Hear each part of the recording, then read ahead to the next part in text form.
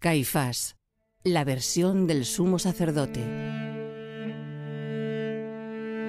Parte cuarta. El templo. Querido Marco, tras el sermón de Cafarnaúm, mi informante cambió su lealtad e ingresó como uno más en el grupo de los nazarenos. Se escondieron en una granja de Sidón, confundidos entre los gentiles, allí donde Antipas carecía de autoridad. No volvimos a saber de Jesús hasta que reapareció en Betania, a un paso de Jerusalén y en vísperas de nuestra fiesta de Pascua.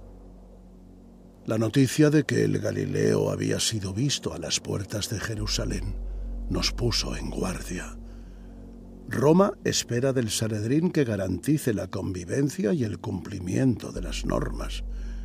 En Judea, la preservación de la paz es competencia del gobierno del templo.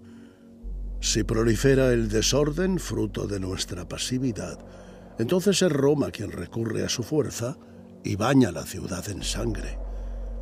El nazareno no era el único germen de perturbación en el Jerusalén de aquella primavera, pero sí quien había acreditado una mayor aptitud para propagar la conmoción en menor tiempo.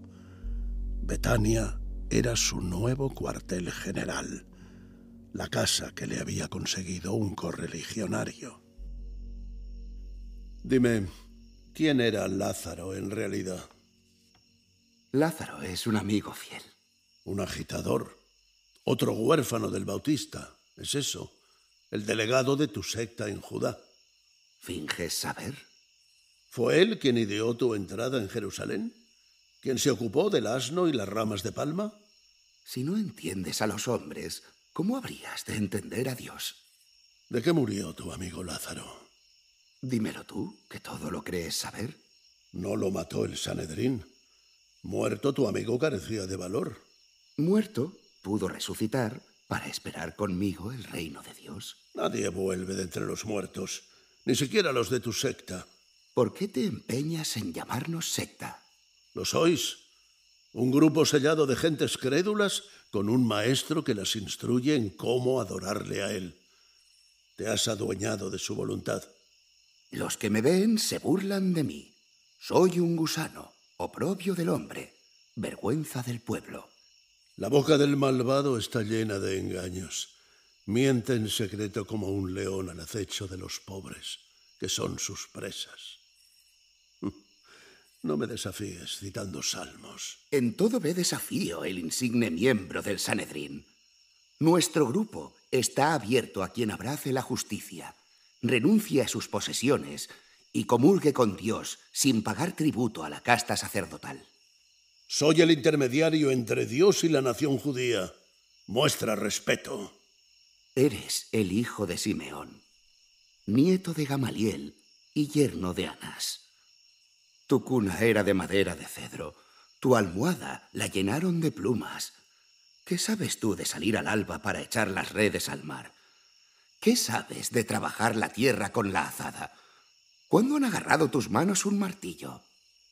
Me he formado para ser lo que soy. Eres la higuera que dejó de dar fruto y merece secarse hasta la raíz. ¿Ahora me maldices?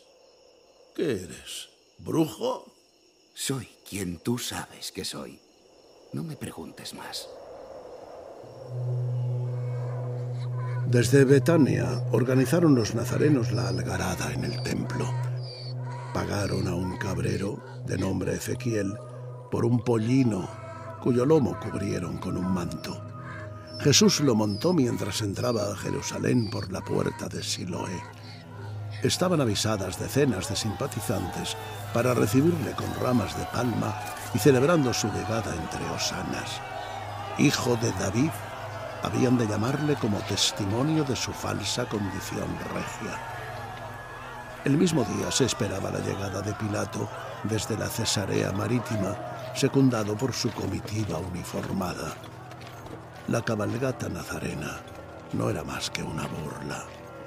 Mientras el prefecto romano llegaba a caballo Precedido de su cohorte de soldados, el rey de los humildes montaba un pollino precedido de su corte de desarrapados. Una burla contra Roma para dejar en evidencia al gobierno del templo, predisponer a Pilato contra mí, por indolente y por inepto. Montando el pollino, cruzó el barranco de Tiropeón por el puente de Siloé y ascendió por el camino que atraviesa la antigua ciudad de David hasta alcanzar el templo. Le seguían sus adeptos, elevando la voz y agitando sus palmas. Avanzaban despacio, no solo por la dureza de la cuesta, también por el deseo de prolongar la escena y atraerse así a una muchedumbre de curiosos. Al llegar a la escalinata, pasado el hipódromo, le ayudaron a descender del asno como si del César mismo se tratara. Era allí, al pie de la escalera, donde instalaban sus tiendas los artesanos y comerciantes más modestos. Él ignoró la invitación que éstos le hicieron para conocer sus tallas de madera, sus cestos de dátiles, sus telas. Apretó el paso al subir la escalinata y cruzó la puerta que da acceso al patio de los gentiles. Él y su séquito se abrieron paso bruscamente entre los peregrinos que aguardaban turno para pagar sus tributos o adquirir palomas para el sacrificio. Se encaró con el primero de los trabajadores honrados que se ocupan de la administración del templo. Este hombre se llamaba Samuel, padre y esposo piadoso, que jamás tuvo una mala palabra para nadie. Él mismo me relató lo ocurrido a un incrédulo. El Galileo le ordenó cesar su actividad, increpándolo de malos modos. Samuel respondió sosegado que él no era quien para ordenarle nada, que cientos de fieles llegados de los pueblos remotos de Judá y Galilea necesitaban cambiar su moneda para poder adquirir los animales con los que honrar a Yahvé. Le replicó airado el Galileo, conminándole a abandonar de inmediato el templo. «¿Por qué me hablas así?», le preguntó el hombre acosado. Uno de los nazarenos respondió: «Inclínate ante el heredero de David, el nuevo reino ha llegado». El Galileo empuñó entonces un flagelo de cuerdas trenzadas y golpeó con él la mesa donde Samuel atendía a los peregrinos. El más alto de sus hombres la pateó, tumbándola y derramando las monedas por el suelo. Jesús agitó de nuevo el látigo ante el cambista asustado, que perdió pie y cayó a tierra. Otros nazarenos, emulando al primero, empezaron a golpear con sus pies y sus manos los demás puestos. Desbarataron las mesas, soltaron de sus argollas los corderos y las palomas, arremetieron contra los empleados y amenazaron con la fusta a los peregrinos que se atrevieron a protestar por el asalto violento. ¡Fuera todos de la casa de mi padre! ¡Ladrones! ¡Bandidos! ¡Estafadores! Los peregrinos le preguntaban: ¿por qué nos insultas? Pero él ya no escuchaba a nadie. Era un hombre poseído por la ira. El demonio hablaba por su boca. Abandonado el pollino, ahora empuñaba el látigo liderando a una partida de exaltados que sembraba el temor entre los peregrinos y los hacía salir a la carrera. Fue la primera vez que un grupo de conjurados consiguió maniatar nuestra institución más sagrada. El templo fue violado y mi reputación cuestionada.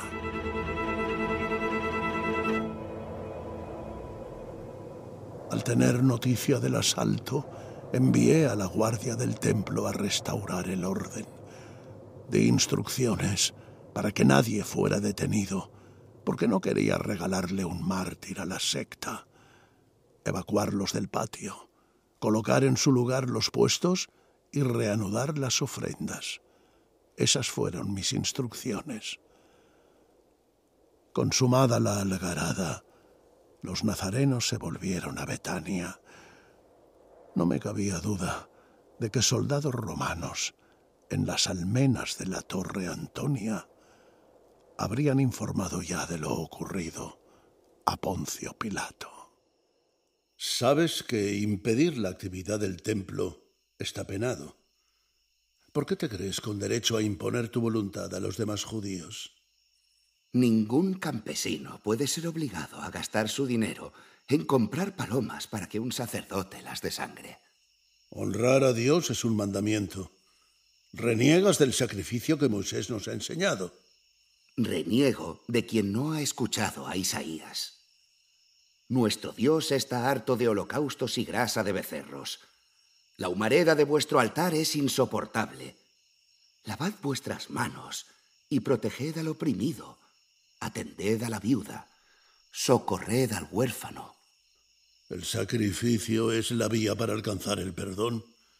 Ofrecemos el cordero a Dios y Él nos lo devuelve como alimento divino. Los sacerdotes sois grandes carniceros. Es Dios quien convida al hombre a su banquete cuando el cordero ha sido quemado. Habéis sustituido la justicia por el culto. A Dios le importa la justicia, no vuestros ritos. ¿A Dios o a ti? ¿Quién eres tú para hablar por Él? Habéis torcido el derecho y prostituido la ciudad. No defendéis al huérfano ni a la viuda. Defendéis vuestro poder. El templo es el único lugar donde expiar nuestros pecados. El templo es un arma para asfixiar a los pobres en tributos. No eres tú quien dicta la ley. Mis ojos están gastados de ver sufrir. Te atribuyes un ministerio que nadie te encomendó y pretendes que todos piensen como tú. Es lo que espera Dios. También de ti. Dios no. Tú. Sumo sacerdote del Sanedrín, comes de la miseria de los pobres. Bebes del sudor de quienes nada tienen. Has puesto el templo al servicio de Roma. Eres la oficina de recaudación del César. Hurtas su dinero a las viudas para sumar riqueza a tu riqueza. Todos los pueblos pagan tributo. Dad a Dios lo que es de Dios. El diezmo es de Dios. Solo si se destina a hacer justicia. Tú vives de la fe de los humildes. No es verdad. Tu fortuna es producto de la casta a la que perteneces. Te tenía por embaucador, no por ignorante. ¿Y tú? ¿Cómo te ganas la vida tú? ¿Acaso te pagan los muertos por resucitarlos? No sabría decirte, querido Marco, cuál era el oficio del Galileo antes de dedicarse a la predicación. Algunos le llamaban carpintero, otros decían que carpintero había sido el padre. Nadie le había visto nunca arando la tierra, ni arrojando las redes. Sospecho que, al igual que las mías, sus manos nunca agarraron un martillo.